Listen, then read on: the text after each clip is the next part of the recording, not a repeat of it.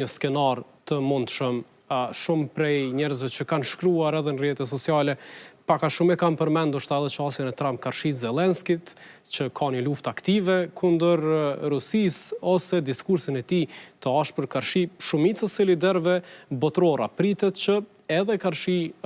udhëheqësve të Kosovës dhe të Serbisë të ketë çësje të tillë, kurdo që potencialisht ose mund t'i ftojnë në zyrën ovale sërish, ose mund të merret me ta në ndonjë formë tjetër. Po, presidenti Trump është i padurueshëm në kuptimin e arritjes së rezultateve të shpejta që ai synon. Dhe ai këtë e ka theksuar vazhdimisht edhe gjatë fushatës së tij për zgjedhjet presidenciale të vitit të kaluar. Ai vazhdimisht ka theksuar që brenda një kohë shumë shkurtër do të jap fund luftës në Ukrainë dhe po ashtu do të zgjidh këto probleme tjera të cilat e rëndojnë momentalisht botën. Po kjo është më e komplikuar se sa e thot zoti Trump, na përshon tash edhe me problemet që në lindjet mesme e që po vazhdojnë, pra ne tash e 2 vite pothuajse kemi, si më thon, një rritje ose intensitet të dhunës së shfaqur në lindjet mesme në Gaza dhe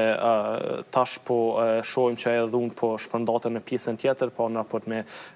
luftën ose konfliktin e sapo nisën mes Izraelit dhe Iranit, dhe nuk është diçka pra që mund të zgjidhet në afat shkurtër dhe shpejt. Çësia e zotit Trump ndaj Kosovës unë besoj që do të jetë e njëjta cila ka qenë edhe në presidencën e parë, pa ai ka synuar që të ketë një marrëveshje të shpejtë, duke i ofruar dy vendeve benefite ekonomike.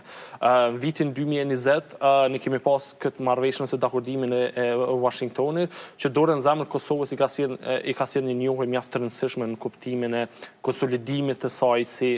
shtet i pavarur në arenën ndërkombëtare, dhe mbase një, si më thon, një thirrje e dytë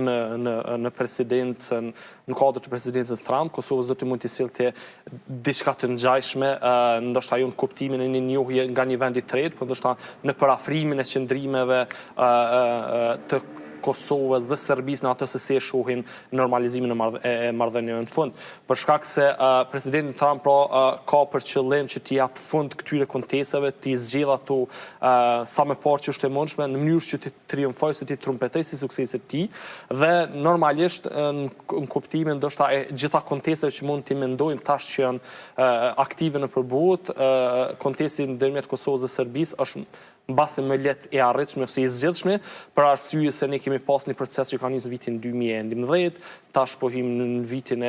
e 14 dhe kemi pas rezultate, kemi një numër të mëdha marrëveshjeve, palët kanë bërë hapa përpara, pra kemi pas edhe një marrëveshje në vitin 2023, e cila në një farë mënyrë de facto po dhe hap si më thon e proklamon njohjen reciproke, po dhe hap rrugën për njohjen de jure që do duhet të ishte qëllimi final. Megjithatë, unë mendoj që problematike do të jetë më shumë, si më thon, atmosfera ose rrethana të cilat tash sundojnë në rajonin tonë, për shkak se momentalisht nuk është problema veç kontesti Kosovë-Serbi, por ne kemi pa që po ndezën disa vatra të krizave në rajon, e veçanërisht në Bosnjë dhe Hercegovinë, të cilat po ashtu mund të kërkojnë vëmendje